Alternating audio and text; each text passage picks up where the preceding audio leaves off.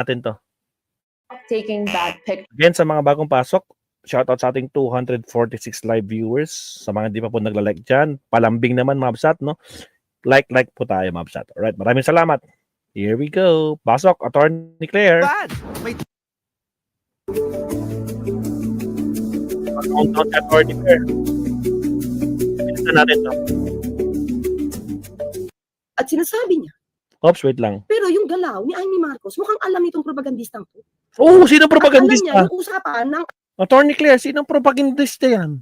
ni Amy, Senator Amy, at saka ng pamunuan ng iglesia. Oh, Kaya niya ito ni-reveal. ni-reveal ng propagandistang yan? Sino yan? Sabihin, may hand siya dito. May alam siya dito kung paano nag-start or paano nag-usap si Senator Amy sa kayong pamunuan ng iglesia. At sinasabi niya na yung iglesia ay pumayag doon sa plano at script ni Senator Amy Marcos. Ay, really? Hindi ba ito kasiraan sa iglesia? Di ba? Dapat, although alam ko nagpaliwanag na yung iglesia dito. Pero may naman kasi, ito na may napagtitiwalaan ng mga Duterte eh. Dahil puro Duterte ang mga sinasabi nito. Di ba? Tayo na ipaliwanag na nga natin. Sabi ko, nung una natin itong tinikap, sabi ko, siguro hindi na lang napigilan. Diba? Hindi na lang napigilan at ayos siyang patayan ng mic at hinayaan na lang. Pero dito sa revelasyon ni propagandist political strategies, pinasisi. Propagandist, strategical, ano yan? Strategical? Pero dito sa revelasyon ni propagandist political strategies, Strategical, ano daw? at hinayaan na lang.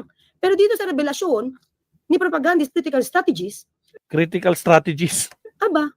pinasisinungalingan niya Oh, yung sinabi ni kapatid Edwil. ayun lang. Yun lang, attorney. Alam daw ng INC. Taktay tayo dyan. Alam ng INC yung plano ni Amy Marcos kung ano sasabihin niya. Oh, Dapat mag-react dito ang INC. tama. Kasi ginagawa kayong sinungaling na babaeng to. So, sinong sinungaling? Yung INC o si Malutikia? Aray ko po. Pakinggan natin mga kri, maliwanag to sinabi niya. Sige, attorney, pakita mo yung resibo. Mag-react kayo dito, dapat. oo, kasi ang sikreto ng alam ng pamilya. So I guess she decided na I do not want Marcos to be the reason, Marcos to be the reason for the fall of this country. So nagpaalam siya. Kita niyo naman na kung DDS ba siya. Although dinidire niya to pero lahat ang sinasabi niya pabor sa Duterte. At puro kamalian ni Pangulong Marcos Jr. At hindi niya inaalam ang report ng Pangulo tungkol sa, dapat daw ako magsabi, ako. Mga kri, kung alam ko lang na makikita kami, dinala ko na yung bulto-bulto na papel ng Pangulo. Diba? Ang problema pa sa kanya, hindi siya nakikinig ng news. Yun Baka lang. itong pagpapahuli, hindi niya rin alam.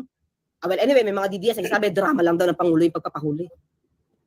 Diba? Wala eh. Wala nang ginawang tama ang Pangulo sa mata nila. Wala nang ginawang tama ang Pangulo sa mata nito.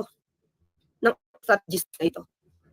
Natin Alam mo So alam niya yung mga sinasabi ni Amy Marcos Alam niya. At lumalabas. Mapagmaan lang si Amy Marcos. Kaya niya sinira-siraan yung kapatid niya na umabot pa sa ibang mga bansa, sa ibang nasyon, yung kanyang paninira sa kapatid. Diba? Yun yung sinasabi ni Vic Rodriguez. Saka ng iba. Nakarating na sa iba, naka-apekto na sa ekonomiya. Sino may gagawa? O di ba kayo? Yung ingay nyo? Justify pa niya. Pamunuan ng iglesia. O patuloy akong fall of this country. So nagpaalam siya sa pamunuan ng iglesia. Alam. Nasasabihin Alam. Dinig nyo? Paalam siya sa pamunuan ng iglesia. Pamilya. So I guess she decided na I do not want Marcos to be the reason, Marcos to be the reason for the fall of this country. So, paniwala niya rin na ang Marcos ang dahilan kung bakit babaksak ang bansa. So, gusto mo ipalit si Vice Presidente na nagme-meltdown? Mga agripis lang.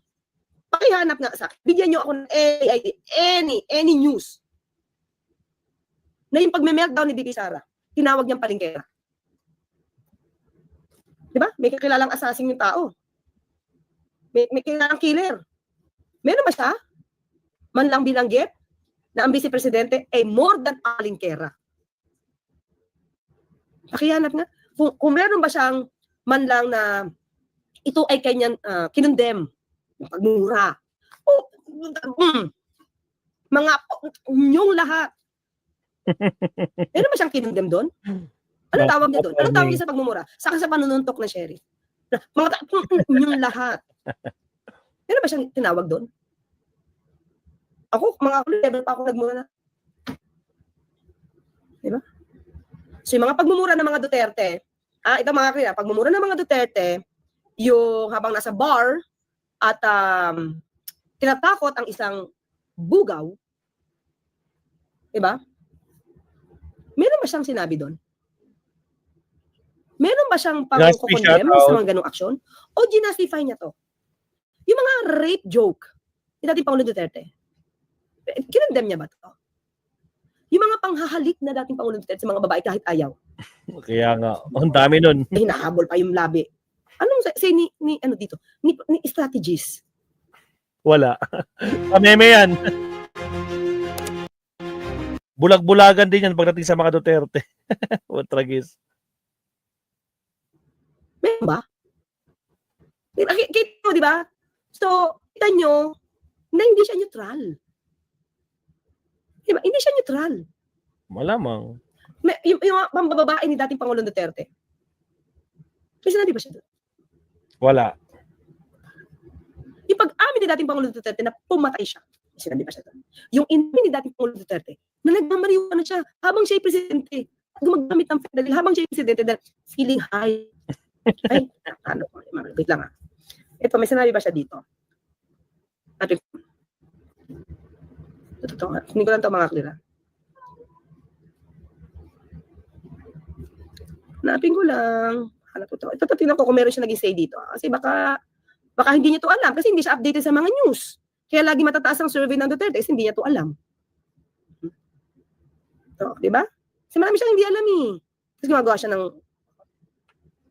Okay, yun. Kasi nagmamariwana ako para magising. Sa ibang hindi na kaya. Yan na. Kasi nagmamariwana ako Aray! para magising. Pero yung fentanyl, supposed to cut it into 4 pieces, the 1 piece that you get from the package.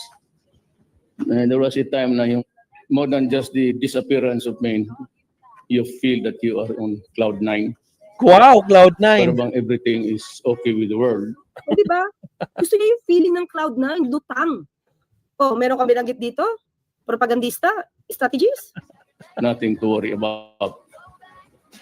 Ang hindi ko na kalimutan ko just before I went to the doctor is Yung pag-inom nyo ng Ba't parang may narinig akong background music? fentanyl, sabi ng mga doktor, overdose na yung pag-inom ninyo. Correct. At nakaka-addict na nga raw. At Correct. kayo raw ang number 1 drug addict. Correct. Nilagay ko lahat. Magandang feeling. Magandang feeling. Correct. Ikaw number 1 na drug addict. Correct. O mga ka-DDS, huwag kayo nagagalit. Tatay Digong nyo na umamin. O, tragis kayo. Para kang nasa... You've never been to paradise. But I've been there. Mapi, Uy, nasa paradise. Ay, grabe. Magandang feeling. Para kang nasa... You've never been to paradise. But I've been there. mapriso ka. Parang paradise. Ano? Ano na? May sinabi ba siya dito? Wala. Clear Walang sinabi si... Video to mismo. Walang Hindi sinabi ko si gawa-gawa. Tia Hindi dyan. yan AI. Napanood ko yung original niyan. Diba? Kayo yung lutang. Kayo yung gumagamit. Tama. Tanungin niyo si Kitty. About sa pagmamariwana ng kanyang ama. Baka alam niya. Oh. Diba? Kasama niya to eh. Oh. Ngayon, sige, go tayo. Anyway, hindi yan ang topic. Sabi ko lang kasi sinisiraan niya Pangulo. Dito tayo sa sinasabi niya na alam ng iglesia Ay, really? ang plano, ang script. So nagpaalam siya sa pamunuan ng iglesia na Alam. sasabihin niya lahat yon. Alam, Ay, ulit nga. I do not want Marcos to fall milya. So nagpaalam siya sa pamunuan ng iglesia na Alam. sasabihin niya Nagpaalam siya Alam. sa pamunuan ng iglesia. Alam. So, ibig sabihin, may personal knowledge dito si propagandista, si strategist. May alam siya sa usapan ng iglesia at saka ng Senator Amy. Affirmative na sagot eh. So may knowledge siya. May personal knowledge siya. Alam. Niya lahat yun. Alam na, oo, Alam na. Sasabihin niya lahat yun. Alam. Oo. Sige. cause to be the reason for the Sa pamunuan ng country. So nagpaalam siya sa pamunuan ng iglesia, Alam. nasasabihin niya lahat yun. alam na, oo, kasi Oo. Nasasabihin niya lahat yun. Oo.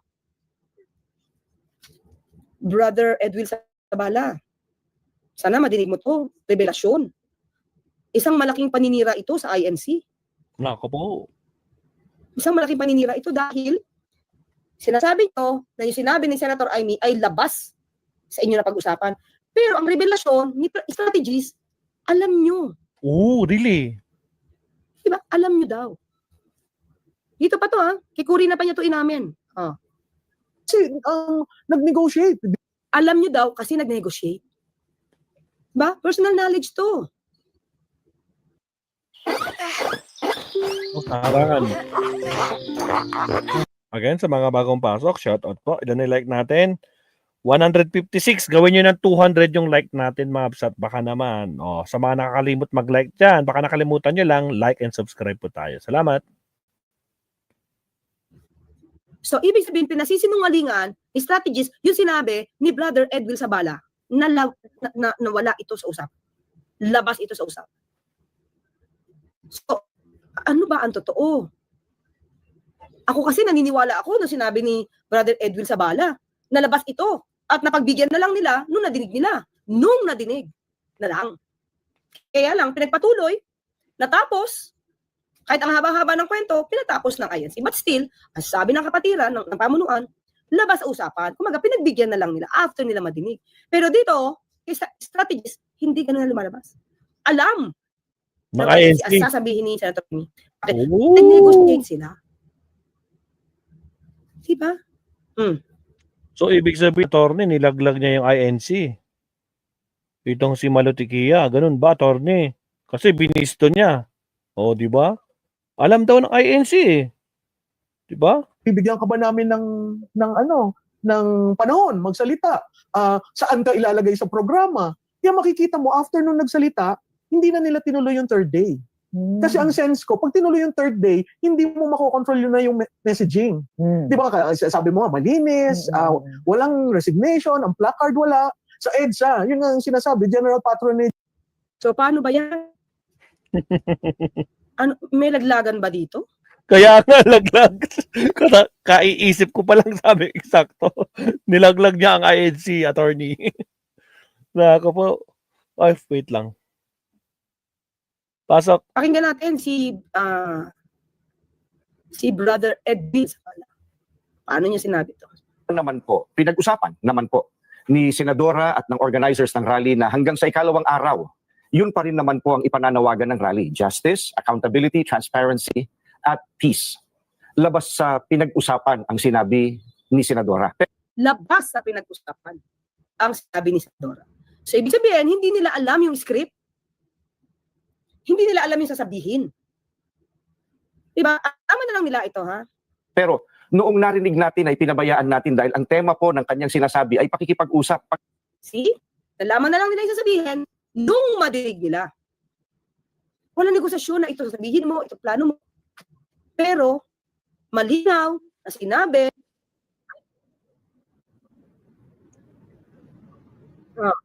Fall of this country. So nagpaalam siya sa pamunuan ng iglesia, Alam. nasasabihin niya lahat yun. Alam na, alam. Alam ng iglesia, yun ang sasabihin niya. No. Ayokong sabihin na, okay, ito, ayokong mag-judge, nasa na si ano. Sana tayo, wait. Ayan. Sabi niya mga sinungaling iglesia, no. Ami, ako, we have to know the truth. Sino ang nagsasabi sa kanila ng katotohanan? Kasi ako, na-explain ko nung nakaraang araw, kahapon yata yun, na lumalabas mga clear, na nalaman na nila during the time na nagsasalita. Kaya nga pinabayaan kasi parang sa kapatid, pagpapayo, although pagpapayo sa milyon-milyong tao, no? At nakarating na, binalita pa na Net 25, nako, ito sinabi ni Amy Marcos, si Senator Amy, nakarating na sa buong mundo. Ito, pinakita nila yung mga news, ganyan, itong nasa news na to, ganyan. Lahat pinakita yung effect ng ginawa ni Amy Marcos. So, ang tanong natin dito, dahil revelation to ni strategist, na alam ng iglesia ang sabihin ni Amy. So, alam kaya din ng iglesia ang effect nito sa ibang bansa, sa ibang nasyon. Diba? So, ang tanong natin, ito bang sinabi ni Tikia, no? Itong sinabi ni strategist, revelasyon niya. Hindi pa to pasisinungalingan ng INC. Nako po, kailangan sumagot ng INC dyan. Diba? Maliwanag. May Nilagyan. revelasyon si Tikia. So, nandun ba siya? Kausap ba siya? Siya ba gumawa ng isip ni Amy? Pinayagan? Tragis. Ano? Ano dun? Dinigdinay ng INC na may alam sila? Dahil labas sa programa nila yung sinabi ni Amy, kaya lang pinayagan nila? O totoong nagkaroon ng negosasyon at alam ng INC yung plano at mga sasabihin ni Amy? Diba? Sino ba ang nalaglag dito? Nilaglag ba ni strategist ang INC? At sinasabi ang sinungaling ang pamunuan ng INC? Taong simbahan to makadiyos to. Voice is simply faster, more natural, and more flexible than Again, sa mga bagong pasok dyan, sa mga silent viewers at saka team replay, huwag kalimutan mag-like and subscribe. Diba? Kailang, saliwa Saliwa yung mga revelasyon nila. Oh.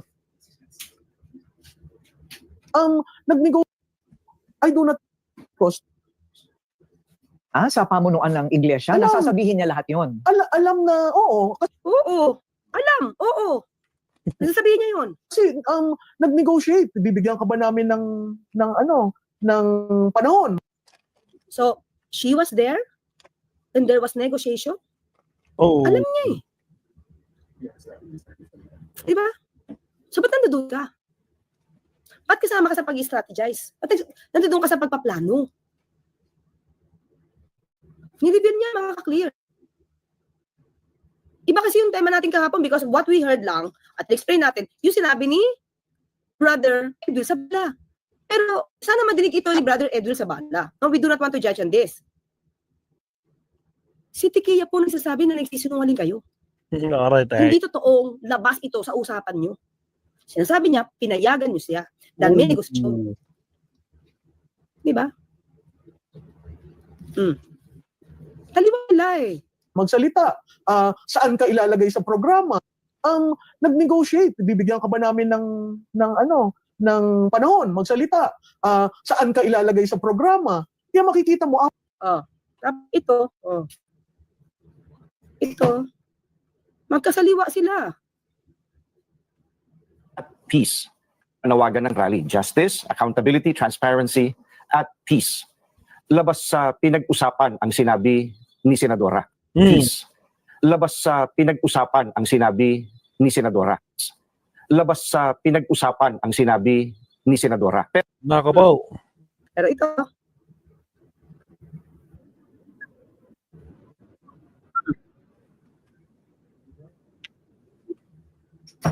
delight. So 3 taon na silang, she decided na, kaya makikita ng panahon, magsalita. So nagpaalam siya sa pamunuan ng iglesia, Alam. nasasabihin niya lahat yon. Alam na, oo. Kasi nag-negotiate. Bibigyan ka ba namin ng panahon? nakaka-clear. Nalaglagan na. Maliwanag. Yes, maliwanag. Personal knowledge Attorney. si Tikia, pinayagan ang plano at script ni Senator Amy Marcos. Dahil nag-negotiate pa. Diba? Ibig sabihin, doon sa kanya pagsasalita, nag-negotiate pa yung pamuunuan ng iglesia at ni Amy Marcos, Senator Amy. At alam ang sasabihin. Revelasyon yan ni strategist. Attorney, ba't iba ang sabi ni Kathy? Yun na nga, lilibet Yun na nga. Maski naman si Brother Edwil. Yun yung tinapig natin kahapon, di ba? Hindi nila alam. Labas ito sa napag-usapan. Kaya lang pinayagan na lang nila dahil nadinig nila na nagpapayo yung matandang kapatid sa nakabatang kapatid. So walang napag-usapan. Pero ang revelasyon nitong si Tequila, si propagandist, strategy, alam. Nakapag-negosasyon pa. So nilalaglag niya ang INC, Yun At sinasabi lang. ba niya, ang INC pa, ang nagsisinungaling? Katunin, narinig niyo ba sinabi ito? Ako kasi naniniwala. Kaya na-interview ako sa DZRH ni Jerry Baha. So, ako personal, alam kong wala alam. Baka nabigla at hindi alam yung, kasi di ba malamang hindi naman nila tignan ko ano yung feeling Senator Amy. Sige, magsalita ka, basta ang linya natin, PISA. Peace rally tayo, peace rally. DZRH. Kay Jerry Baha.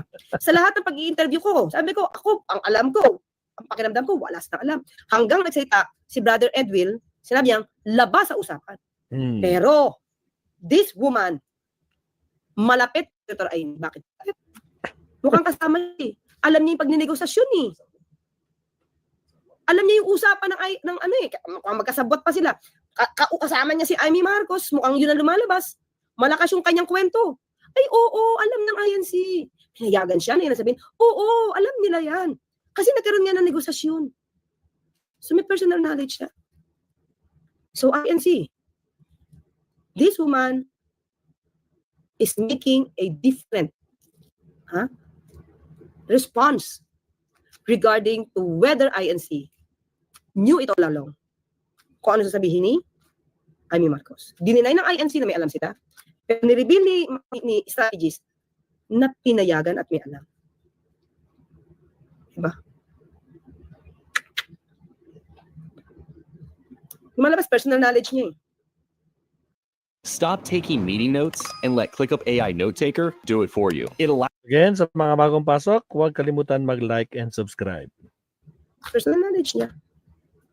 Well ako, still, ang puso ko, mas gusto ko maniwala kay Brother Edwil Sabala. But, yun yung opinion ko. Mas naniniwalaan ko si Brother Edwil Sabala, saka INC. Pero, giniba kayo nito. Giniba kayo. Oh, tanong natin, INC, papayag ba kayo na tao kredibilidad? Palalabasin nyo may kredibilidad? O siya yung nagsisinungaling? Kasi kayo na ang binangga ni strategies. Lumalabas, nagsisinungaling ang INC. Oh. Di ba? Oh, kaya, kayo po, tingnan nyo po INC sa pamuno ng INC, kung papalabasin nyo ng taong to, may kredibilidad. Kasi kayo ang tinitira ng taong to. O, yun lang mga clear. O, Roy Susina, salamat tayo, Atty. Claire. Salamat, Atty. Claire. Okay na tayo. Wag na lang yung bati-bati.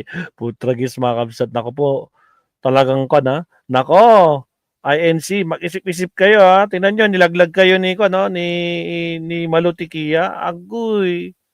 Nako po. Laglag to the max portion yan ha. Nako po. Kaya, nako. Kaya, mag-isip-isip kayo kung sino dapat sinusuportahan nyo. Nako po. Tapos sasabihin nyo, mag-match sila. Nako po. Ang layo. Supalpal nga eh, di ba? Di ba? Nasasaktan talaga yung mga garapata pag ganito. Kaya, G sila kay Atty. Claire, mga kabsat. Alright, so itong oras na. It's already 12:11, mga kabsat. Time to rest na po. Kasi maaga na naman tayo. Nga alis mamaya. May 4 na oras lang tayong tulog. So, yung 4 na oras na yun ang ibubuhos natin para sa ating pagtatrabaho bukas. Kaya, konti lang yung pahinga natin. But anyway, again, mga kabsat, maraming salamat po. Thank you very much sa makasama natin dito. Sa Infinite, kamusta ka na sa Cebu? Si Annalyn Ando, shout out. Si Mizuzuki, Infinite, Ninita Umali. Sino pa ba? Si Ardayan, si Ligaspi. Sino pa ba man dyan? Sino pa? Mukhang ko na. Elvira G. Yan. Si Ernie yan. Yan din. At sa lahat. Sino pa ba? Yung mga nagkakamay. Si Ma'am Dance. Yan din. Si Ma'am Dance. Ayan. Extradite. Si Anyamit din. Tama ka dyan. Connie Thomas. Shout out. At sa lahat. Maraming salamat po. No? Thank you very much. It's already late at night na po. So, time to rest. Marisa Sunakawa at sa lahat. Thank you very much, Mamsat. Again, sa mga hindi pa nag-like dyan, like and subscribe po tayo. Good night, mga kakabsat. Hanggang sa muli, kita-kits tayo sa ating next live stream. Paalam. Bye-bye.